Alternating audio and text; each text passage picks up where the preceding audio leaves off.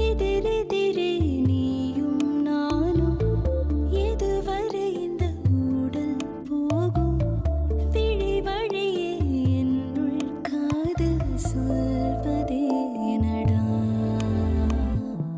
விடை தெரியா பேதை நெஞ்சை கொள்வதே நடா பூவே பூச்சூடவா பூவே பூச்சூடவா பூவே பூச்சூடவா பூவே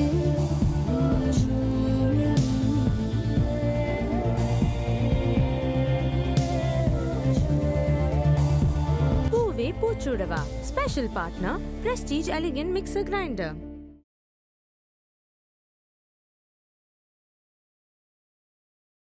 நான் கான்ஸ்டபிள் கொடுங்க சார். இதை பத்திரமா வைங்க. Okay sir.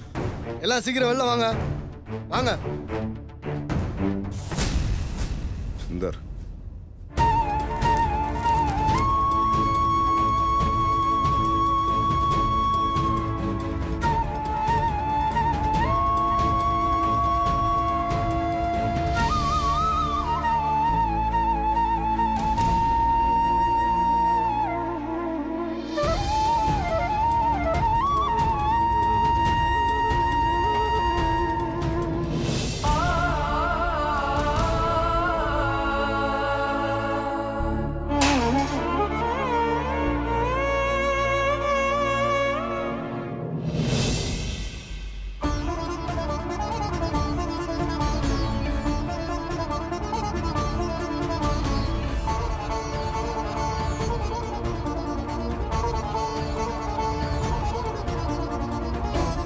மிஸ்டர் சிவா யாருங்க?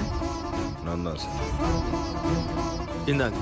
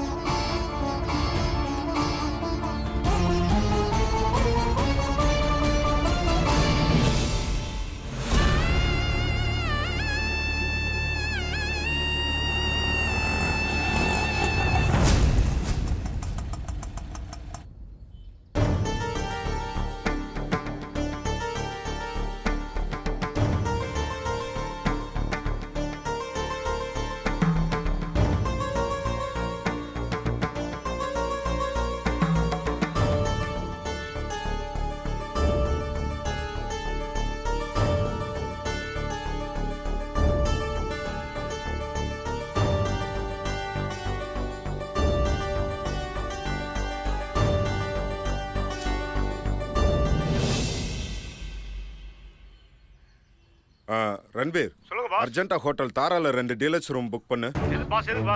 யோ, சொன்னதை செய்யா. கேள்வி கேக்குற. பாஸ், இப்போ எதுக்கு பாஸ் லாட்ஜ்ல எல்லாம் போய் தங்கிட்டு எங்க வீட்டுக்கு வந்து தங்கிக்கோங்க. போது, நிறுத்து. அப்படி வந்து உங்க வீட்டுல தங்கணும்னு எங்களுக்கு அவசியம் இல்ல.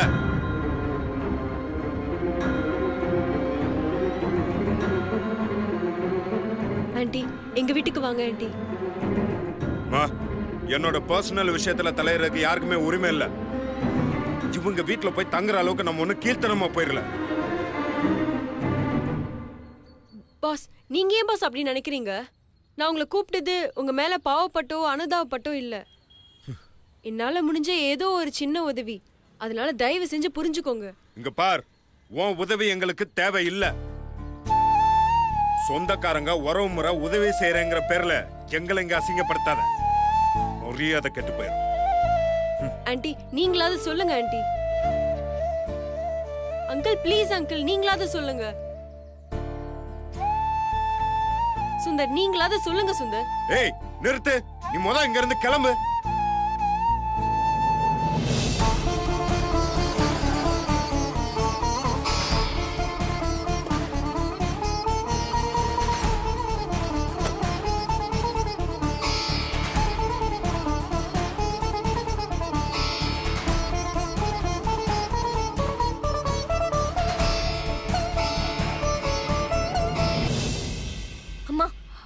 ஏமா என்கிட்ட ஒரு வார்த்தை கூட சொல்லல?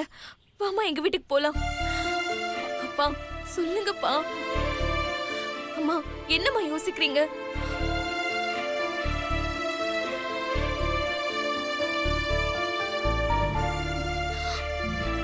அண்ணன் ப்ளீஸ்ண்ணே நீங்க எங்க வீட்டுக்கு வாங்கண்ணே.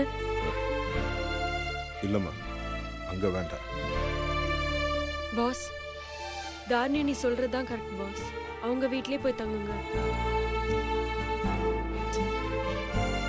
நீங்க ரோட்ல நிக்கிறது தப்பா இருக்கும்.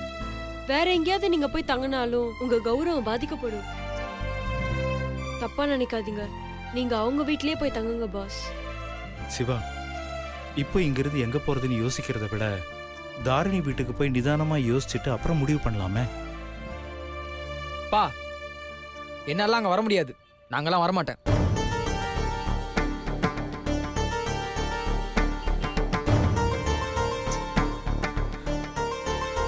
அண்ணே என்னாச்சுண்ணா உனக்கு? ஏன் அங்க வரமாட்டேங்கிற? என்ன தரணி எதுவுமே தெரியாத மாதிரி கேக்குற? அந்த ஐஸ்வர்யா அவ்வளவு பிரச்சனை பண்ணிருக்கா. அப்புறம் எப்படி என்னால அங்க வர முடியும்? நான் வேணா ஆபீஸ்லயே தங்கிக்கிறேன். என்னால அங்க வர முடியாது.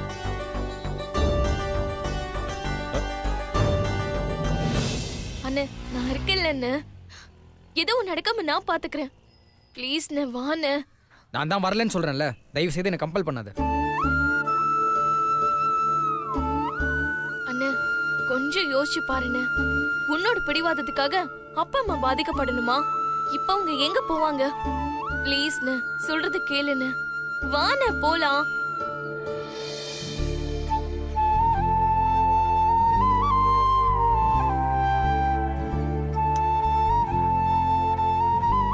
அண்ணே நீயும் வாண்ணே.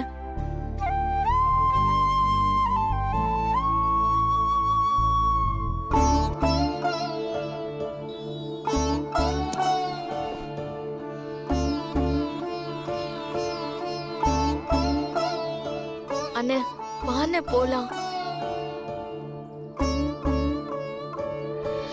அம்மா யோசிக்காதம்மா, வாமா வீட்டுக்கு போலாம். அப்பா வாங்கப்பா.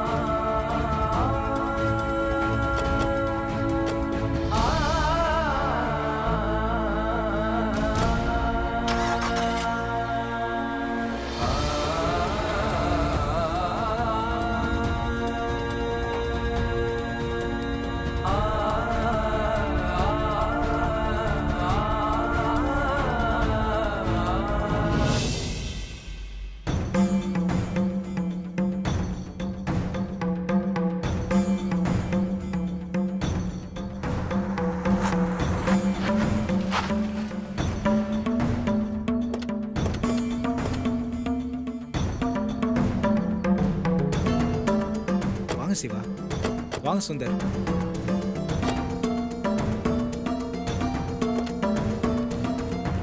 வாங்க அத்தை.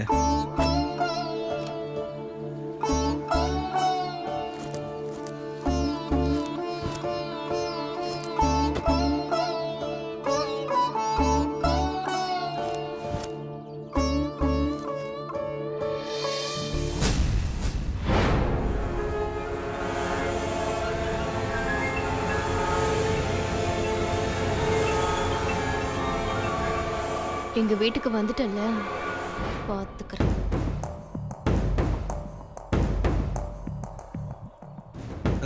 சிவா உள்ள வாங்க சிவா.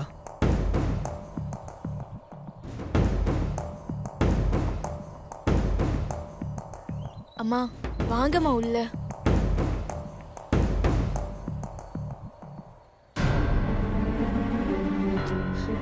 வாங்கம்மா.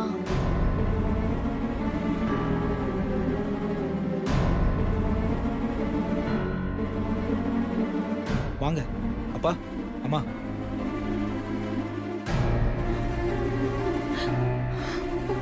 அண்ணி,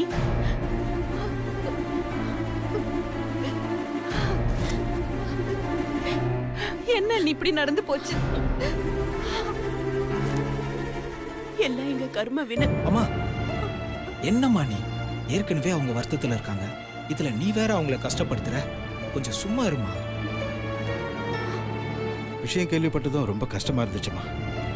இப்படியெல்லாம் நடக்கணும்னு நினைச்சு கூட பார்க்கல. இந்த நேரத்தில் நான் இப்படி பேசுறது சரியா தப்பான்னு கூட எனக்கு தெரியல. ஆனா சொல்லணும்னு நினைச்ச பிறகு அதை சொல்லாம யோசிச்சுக்கிட்டு இருக்கிறது முட்டாள்தனங்கிறதுனால சொல்றேன். உங்க வீட்டை கூட உங்களுக்கு காப்பாத்திக்க தெரியல.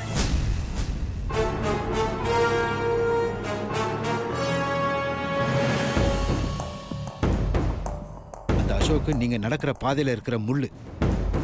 உங்க காலை அந்த முள்ளு குத்தி கிழிக்கத்தான் செய்யும். அதை காலை கிழிச்சிருந்தா கூட பரவாயில்ல, கண்ணை குத்தி கிழிக்கிற அளவுக்குள்ள விட்டுருக்கீங்க. அவ்வளவு அஜாக்கிரதையாவா இருப்பாங்க? கோர்ட்டுக்கு போற வரைக்கும் விட்டு வச்சிருக்கீங்க. ஜெயிக்கிற அளவுக்காவது உங்களுக்கு தெம்பு இருக்கணும். சின்ன பிள்ளைத்தனமா எல்லாத்தையும் இழந்துட்டு வந்து நிக்கிறீங்க. என்னங்க நீங்க நேரங்கிட்ட நேரத்துக்கு நீங்க பாட்டுக்கு என்னென்னமோ பேசிட்டு இருக்கீங்க. இங்க பாருங்க அண்ணி, நடந்தது நடந்து போச்சு. திரும்ப திரும்ப அதையே நினைச்சு வருத்தப்படாம இந்த வீடு உங்க வீடா நினைச்சு கவலைப்படாம ஃப்ரீயா இருங்க.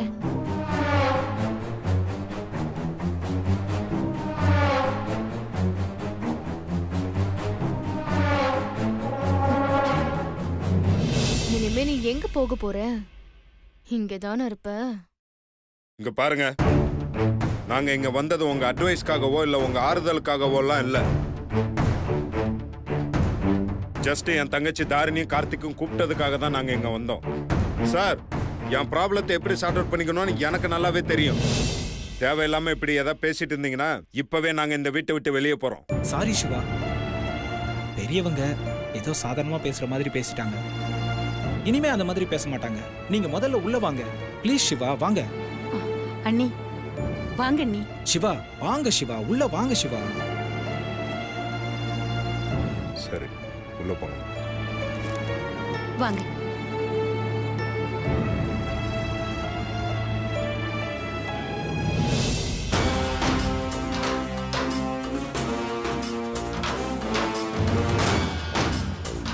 வீட்டை எழுந்து இவங்க திமிரு போகலப்பா. ஆமாம்மா, கரெக்டா சொன்னேன். இவங்களை நான் இப்படியே விட்டுற மாட்டேம்மா. இப்பதானே வீட்டுக்கு வந்திருக்காங்க. இனிமே நம்ம கண்ட்ரோலுக்கு கொண்டு வந்துடலாம். நீ தைரியமா இருமா. இவங்க குடுமி இனிமே நம்ம கையில.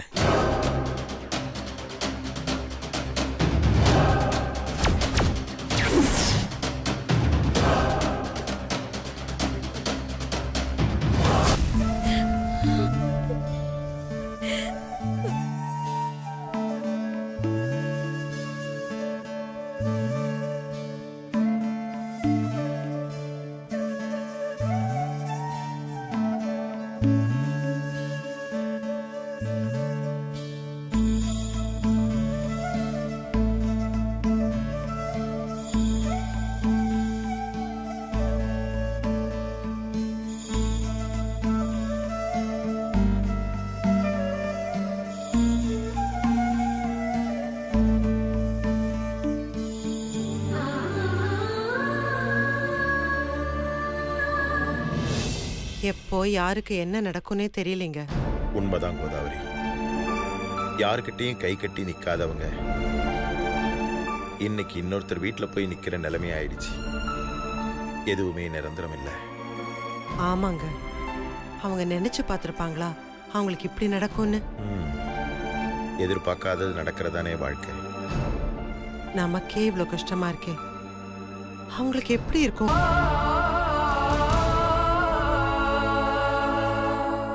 உண்மைதான் கோதாவரி. இல்லாம கூட இருந்துடலாம். ஆனா இருந்துட்டு இல்லாம போச்சுன்னா அதோட வலி அதிகமா இருக்கும்.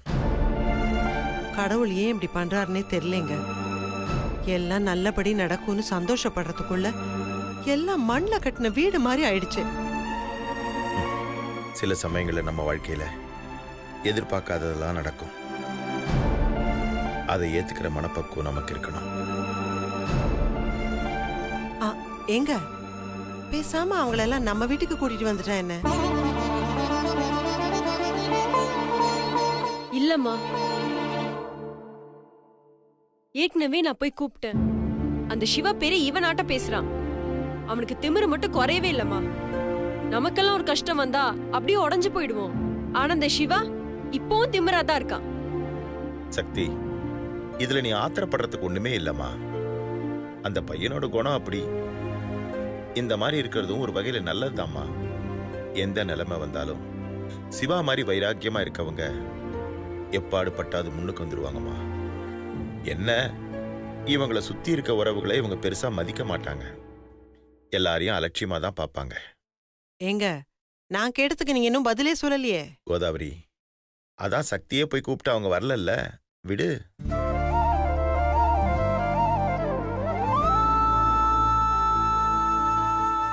அதுவும் இல்லாம அவங்க வசதியா வாழ்ந்தவங்க. அவங்களுக்கு நம்ம வீடு சரிப்பட்டு வராது. உங்க அக்கா வீடுனா அவங்களுக்கு எல்லா வசதியும் இருக்கும். எல்லா வசதியும் இருந்தாலும் அவங்க பழகுற விதம். ஏன், அவங்க பொண்ணுதான் அங்க இருக்கல்ல, அப்புறம் என்ன?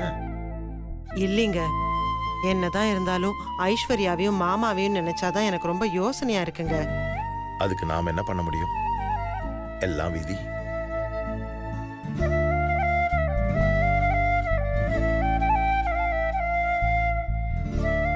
ஒரு குடும்பத்தையே ஒன்றும் இல்லாம ஆக்கி நடு தெருல நிக்க வைக்கிறதுக்கு அந்த அசோக் எப்படிதான் மனசு வந்துச்சோ தெரியலப்பா.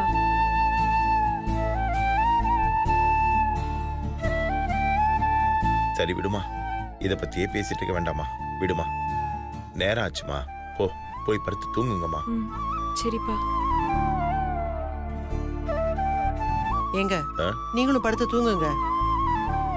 இல்ல கோதாவரி, எனக்கு தூக்கம் வரல. நீ போய் படுத்து தூங்கு, நான் கொஞ்ச நேரம் கழிச்சு வரேன்.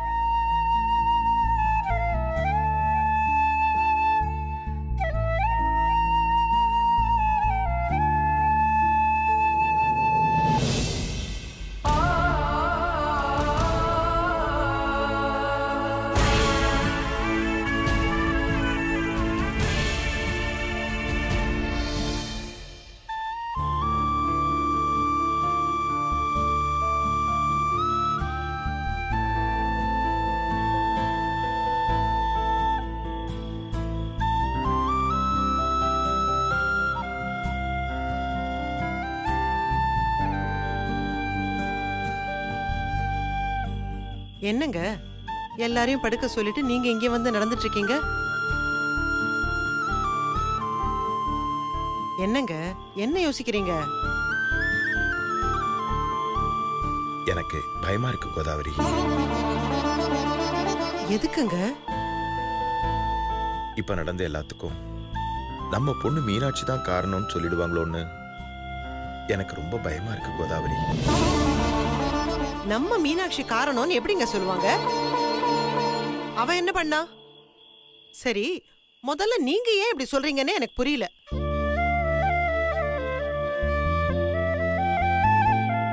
ஏற்கனவே கல்யாணத்தை நிறுத்த என்னென்னவோ காரணம் எல்லாம் சொன்னாங்க.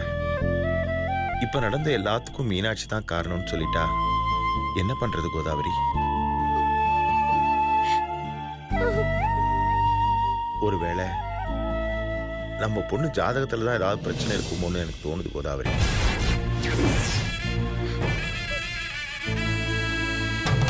மீனாட்சிக்கு கல்யாணம்னு பேச ஆரம்பிச்சதுல இருந்தே ஏதாவது ஒரு பிரச்சனை வந்துகிட்டே தான் இருக்கு.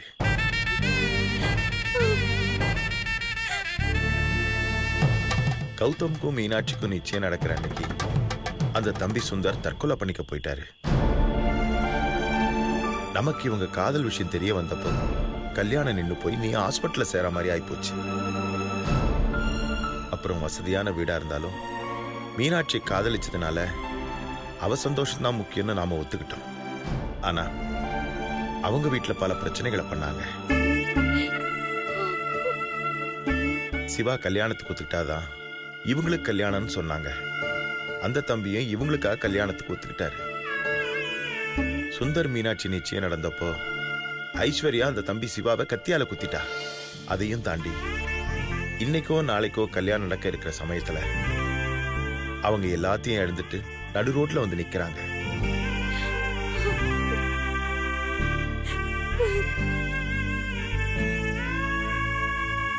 சிவாவை கத்தியால குத்தினப்பவே மீனாட்சியோட ஜாதகம் தான் காரணம்னு சொன்னாங்க. இப்ப என்னெல்லாம் சொல்லுவாங்களோன்னு பயமா இருக்கு கோதாவரி.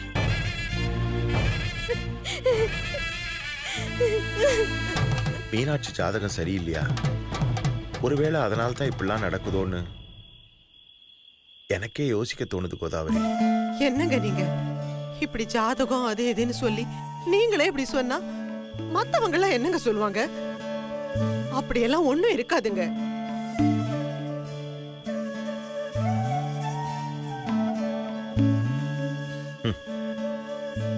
அப்படிலாம் சொல்லி நம்மள நாமளே ஏமாத்தி கூடாது கோதாவரி.